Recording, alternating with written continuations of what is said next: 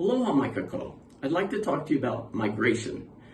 Every year in the fall and winter months, we have three animals who travel great distances to be with us in Hawaii. The first migration comes from Alaska and actually starts in late August and goes until April. And our visitor is the Pacific golden plover, Hawaiian name Kolea, which means one who takes and leaves. The second migration is probably our most famous. And again, these visitors come from Alaska, and they are the humpback whales, Hawaiian name, Kohala. They're in our waters roughly from November through April, although January, February, and March, we usually see the greatest numbers. And in Hawaii, the greatest numbers of Kohala are seen in the ocean waters between Maui, Molokai, and Lanai. And finally, our third migration comes from the southern hemisphere. It lasts from November through April.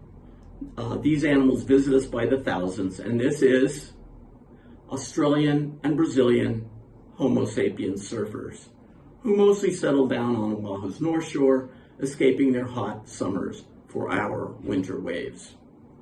I'll be doing videos on all three, but in this video, I'll be talking about the Kolea, the Pacific golden plover.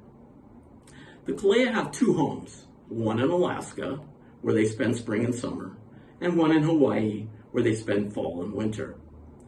The journey between the two homes is approximately 3,000 miles, and the Kolea can do it in 3 to 4 days. They average 40 miles per hour during flight, and they have to flap their wings the entire way. They can't glide on the wind. Now, why do these birds spend part of the year in Alaska and part in Hawaii? They spend the spring and summer in Alaska to mate and raise baby Kolea.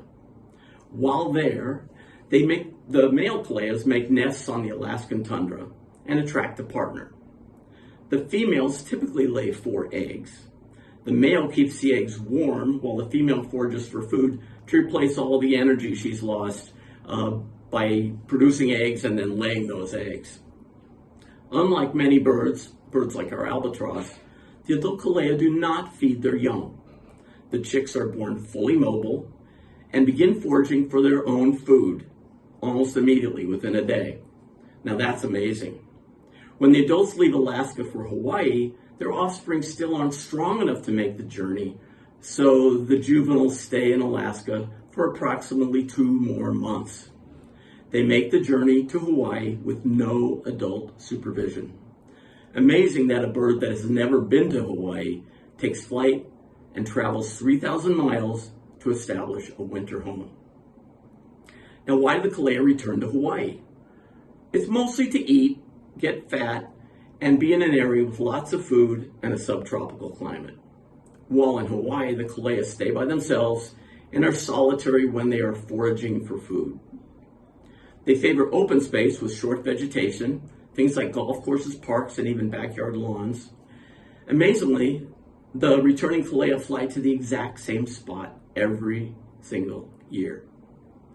Within the same week in April every year, all the Kolea disappear from Hawaii and return to Alaska, but not before they put on some new plumage. However, the males like to put on these fancy tuxedos to show off for the females. The males shed their golden brown feathers for a spectacular black and white plumage. And the males also have this striking white stripe down their neck. Very cool. So, starting in August of every year and going through April, be on the lookout for the Pacific golden plover. If you want to see the Kolea in a very quiet space, I suggest you see them at a place like Punch Bowl Cemetery or even on a golf course. These are 2 great places to observe their behavior. Of course, if you're lucky enough to have a Kolea that has chosen a patch of grass near your house or in your backyard, you'll be able to watch that specific bird every single day until they leave in April. There's much to learn about the Kolea.